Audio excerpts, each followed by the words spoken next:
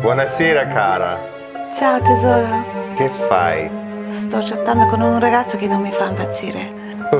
Anch'io. Ma secondo te dobbiamo accontentarci di questi uomini che non ci piacciono veramente? Assolutamente no. Brian, ho quasi dimenticato, dobbiamo fare il Q&A. Arrivo subito. Welcome to the Q&A with Brian. Ciao. How is my love life at the moment? What do you think? How would you describe it? Complicated. At about 12 years old, I had my first anxiety attack and I had no idea what it meant. There it all.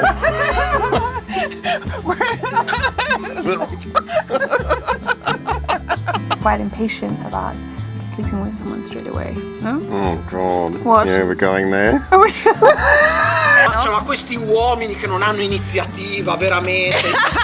Io vorrei scrivere un libro su sta cosa. Sì. Cioè, ragazzi, non fatevi mai mettere i piedi in testa dalle donne. Dovete. No, non sono d'accordo. Cioè, Massimo, no, perché, cioè, i ragazzi. Voi state ancora. Voi no, continuate a dare retta a questa? No. Continuate a dare retta a questa, cioè, ma. No, Massimo, aspetta.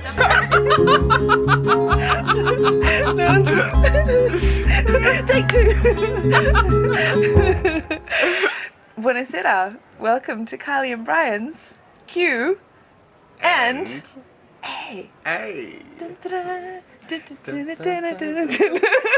It's midnight here in Rome, and it is still so humid. What one are you going to choose? I'm gonna find the post. Hang on. Thank you. First of all, thank you for everybody who wrote questions. It's so lovely. I'm so happy that you all seem to be more in love with Brian, frankly, than Jacob said. Do you have full-length film and TV drama filmmaking aspirations? Yes, absolutely. And who are some of your favorite filmmakers and why?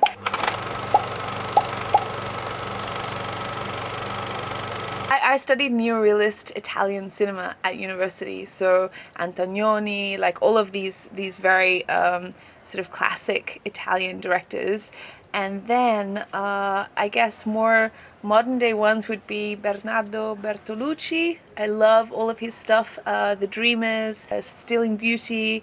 I don't know, there's always this sensuality in all of his shots, really close up, like the fabric of a girl's skirt just blowing and Chantal Lesinger, 1991.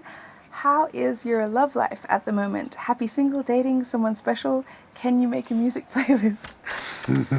I don't know, Brian. How is my love life at the moment? What do you think? How would you describe it? Complicated. It really is. È complicato. Yeah, super complicated. I'm definitely happy, but I think I'm happy because my work is giving me a lot of joy. People like Brian in my life giving me a lot of joy. Twinkle, twinkle. Yeah, other parts of my life are very fulfilling, and therefore it makes it easier to say, well, unless it's something that's really right for me, I'm happy to say, no, grazie. No? Yeah. Of course, I'm just like most other people, is that I get very excited about the prospect of a love story, and yeah, it's just I haven't met that person who I want to have that with, no? Yet. I've had lots of serious relationships, but right now, nobody to write home about, no? What?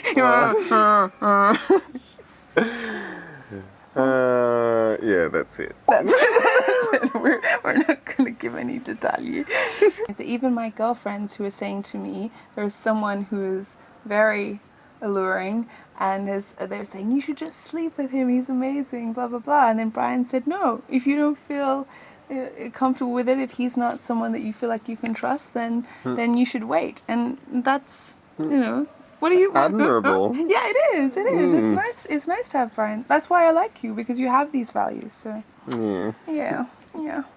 I should take some of my own advice. No, it's fine as long as you give good advice, and then you don't have to lead by example. You can say, look, I learned the hard way that's probably rushing into things a bit too much. Allora, the next one, Lisa. Why is Brian so funny? Oh my God. It's true. Why is Brian so funny? I think it's because Oh, Juju Palm, what's her? Jules. Hello, Jules. What's the hardest part about navigating and balancing your many passions such as film and your love life or social life? Because I know the two can be very separate and each can be very attention demanding. Yes, you're right. That's true. Sometimes I tend to mix the two, don't I? No? Yes.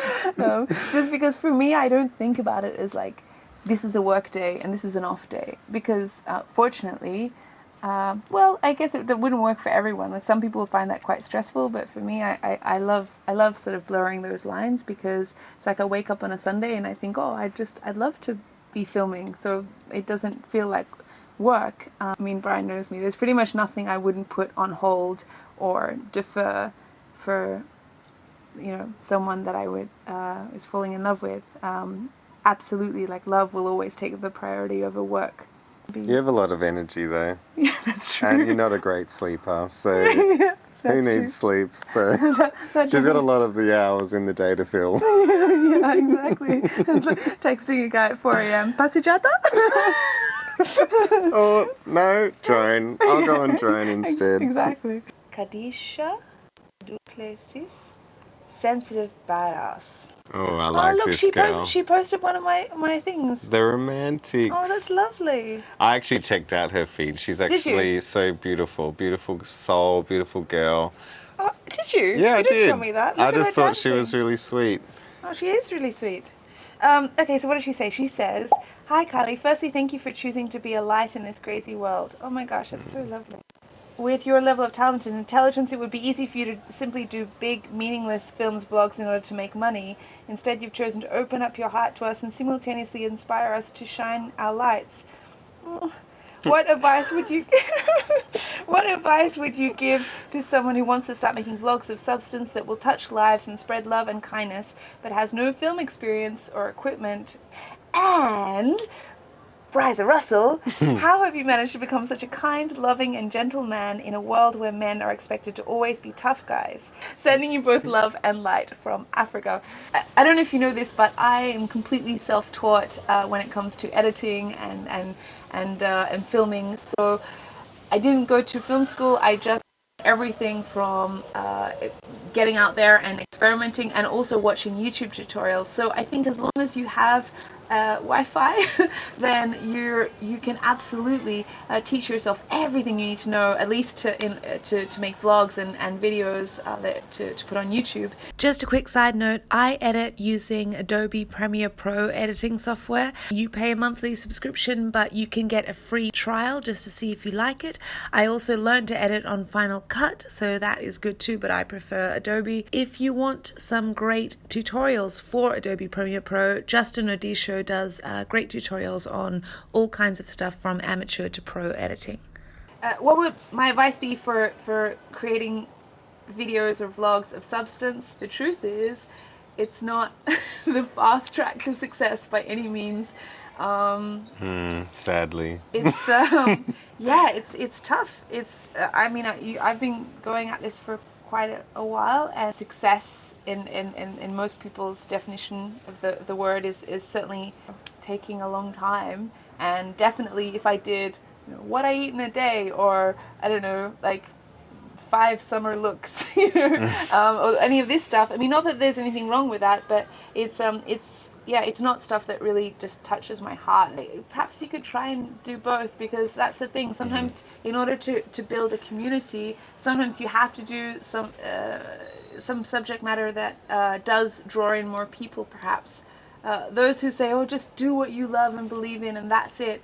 No, it has to be a mix. You have to find ways to pay bills, and you have to find ways to grow a community. I want to be brutally honest with you here. YouTube is hard. It's not a way to make money, and you need to have another job if you want to support yourself. I've interviewed hundreds of people all around the world about empathy, kindness, stories that are authentic and inspiring. I've got my production quality to a level that has my work being bought by TV networks, but none of this matters, because the sad reality is that YouTube favors quantity over quality. I don't want to become a machine just churning out daily vlogs to grow my numbers, because that would destroy my whole love of storytelling, and I've seen other YouTubers just burn out and forget their creativity altogether. But it does seem to be the way people grow channels the fastest. That and clickbait titles or thumbnails, and networking with other YouTubers to do collaborations. So many of those collabs have nothing to do with creativity and are just about trying to make friends with people who you can leech off to grow your numbers. I've met these YouTubers who pretend to be all sweet and motivating and positive in their videos, and then in real life, you meet them and they don't even look people in the eye. They're just constantly scanning the room to see who can help them climb the YouTube ladder the fastest. And I know this isn't what you want to hear, but it is my experience. Build it and they will come. Make things you love and you will succeed is unfortunately not what I have found. I have such a deep love of storytelling, and that is what motivates me. So I guess I'm just warning you that if you're wanting to start a YouTube channel because you think it'll be a great way to be able to work from home, or to be able to travel, or to make money, to be famous, to get praise even, then that's probably the wrong motivation, because you will probably be disappointed, and I just want to protect you from that. How have you managed to become such a kind, loving and gentle man in a world where men are expected to always be tough guys? Well, to answer honestly, I think it's always been ingrained in me to be kind because of my mother and my father and my family. But there was a time where it was hard to be different. So I was always really different to my brother, and he's one of the nicest men I know. But I was always compared to someone who was, into the motorbikes or into being tough, like how you describe it. So there was times when I thought there's something wrong with me because I'm not like that. But as you get older, you start to realize this is who I am, and people like yourself start to notice it in myself as well, and then comment on how kind I am or soft, and and I begin to start to feel like it's a positive trait of mine. So thank you, it really made me feel happy. Mm-hmm. But I think also surrounding yourself with people that are similar to you, or people that bring out the best in you. It's true. You'll inevitably have those times where you doubt yourself if you are someone who has that softness. And it's so funny how influential people can be, in a positive or negative way. Like, all you need is to just hang out with one person who makes you think, no, damn it, this is not something I should be ashamed of. This is something I should be proud of. And like when I spend time with Brian, that's absolutely the way I feel. And yet sometimes all it takes is one night out with people, or one conversation with someone who makes you feel you should be like everyone else, or you should be tough, or you should be cool. And then suddenly we get racked with self-doubt, or at least we do, I think, or we both have at times in our life. And that's why it's so important to choose who you spend time with, because they really do inform your identity, or it helps like realign your priorities. You think, and you absorb other people's energy. So yeah. I've had in my younger years people around that perhaps didn't mirror how I wanted to be as a person, but they were a great person. Yeah. I'm quite sensitive and take on and feel energies and things like that. So as I've gotten older, you start to spend time with people that you want to be more like, or that bring the best out in you. You're always thinking of other people's feelings first before your own, no? You are. Yeah, I am. Well, there's this Myers-Briggs personality thing. I don't know if you've heard about it, but I did it a long time ago, and the one thing I always remember about my personality is a little bit extroverted and also a feeler. So I make decisions based on how you feel, or how other people will feel about what you say. Yeah. So I've always had that, and perhaps it's just something you're born with. And sometimes it can be exhausting, because if you have that level of empathy, I mean, sometimes we talk about it, how we say, gosh, I wish I didn't think so much about how's that person going to feel if I say this, or are my actions going to offend them? And well, I think it might be interesting for you guys to know that you see Brian and he's just gallivanting about and making me laugh like crazy and seeming very extroverted, but what you might not realize is that I used to have really bad anxiety as well. I worried about things that could happen and would the probability of it actually happening is really, really small. A lot of you are DMing me and saying, "Oh, Kylie, you always look very happy and upbeat, and don't you ever have down days?" And I think probably you're thinking the same about Brian, because he's very cheerful and always making you laugh and dancing about. But we just wanted to reassure you that both of us have definitely experienced deep anxiety over many things, mostly social situations, would you say? Yeah. And that you know, that it's perfectly fine, and that you should be aware that even when you see people who are seemingly very extroverted, and it's not like that side of us is fake, it's not, it's just one facet of us, right? So then we also have the times where we're lying in bed at night thinking, worrying about, like, I hope that person wasn't offended, or did I say the right thing? And I've often had anxiety issues throughout my teens, 20s.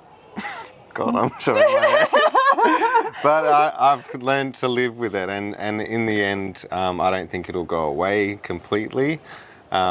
would you feel bad about saying how, like, you know, you used to just even going out and... No, like, there were... I don't know. Let's bear it all.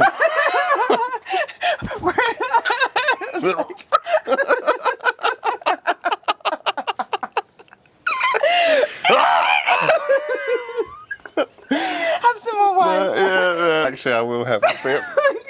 I'll just keep on the water. Well, what Kylie's alluding to is there was a time in my early 20s where I found it really difficult to date. So when I was really young, at about 12 years old, I had my first anxiety attack, and I had no idea what it meant, but it happened in a restaurant.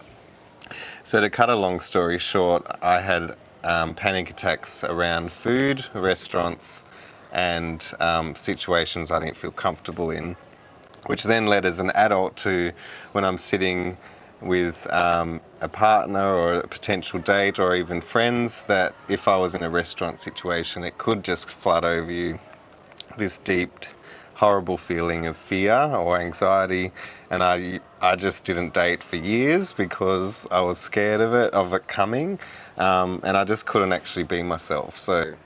And isn't that amazing? I mean, I think it's quite inspiring, because when you see Brian and he looks like this just ball of confidence and charm and is such an incredible sense of humor, makes everyone around him laugh. Like, everyone around Brian falls in love with him. So you would never think that this would be someone who could experience any kind of anxiety at all. And I think it's a testament to, because we've known each other for like over a decade, and I've seen you work through that, and actually really you've grown so like, not to make it sound patronizing, because I mean I still have anxiety that I haven't resolved at all, but you know, it's quite amazing when I think, oh yeah, I remember when you used to have a real issue with that, and now you've really...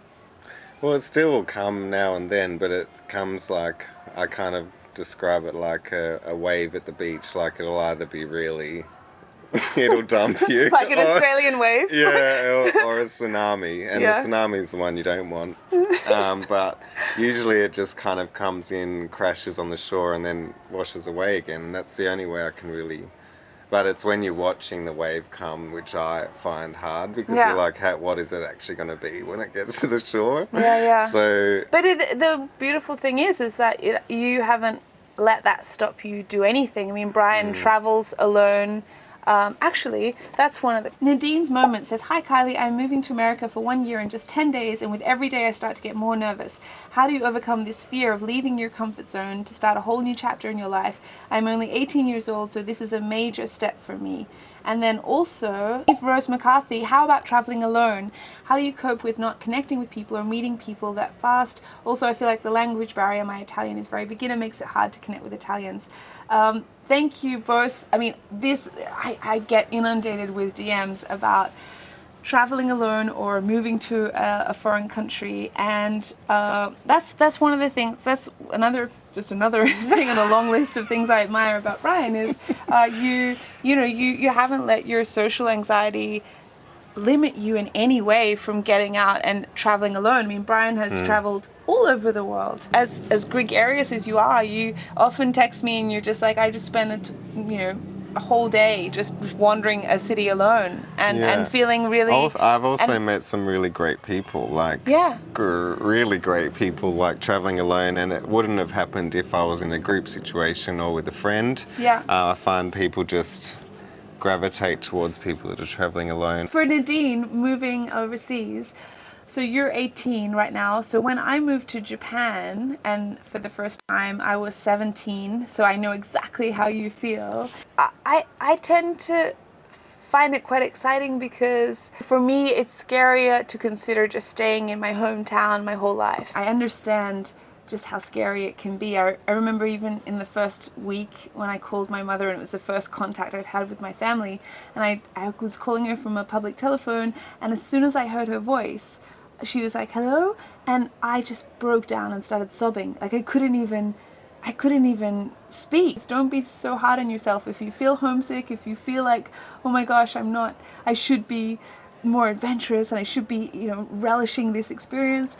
No, it's all a balance. It takes getting used to. Know that things change with time. You won't always feel like that. Trust me. And I know that in terms of even just traveling alone, you often have days where you think, oh my gosh, what am I doing? I feel lonely, or I feel I'm in this foreign country and I know no one. And but that feeling just does not stay with you. You grow and it becomes easier and easier and easier until the point where suddenly it's actually a preference. Like you think, I want that anonymity. I want to just touch down in a foreign city and know no one and just throw yourself into that that mystery, That if you ever are feeling down, that's completely normal. It's the way you bounce back from that feeling. The most extraordinary experiences, like the experiences that make you an interesting, cultured person, are invariably, they're on the other side of that fear, that intimidation, that sort of total... helplessness. Yeah, exactly. Who knows what you're opening yourself up to? It can only be growth. Emotional growth, cultural growth, intellectual growth, even in terms of like the people you could fall in love with. I mean, what are the chances that the person who is compatible with you is just going to be in your hometown? That's all we have time for in part 1. Tomorrow, tune in for part 2 with lots more questions like how to stay safe traveling as a female alone, what it's like to date an Italian, how to move to Italy, and how to film solo on a budget. Thank you for watching. Please leave us a comment. Brian's just gone to buy pizza so we can eat and reply to your comments by the time this is uploaded. Yeah. Thank you. Grazie.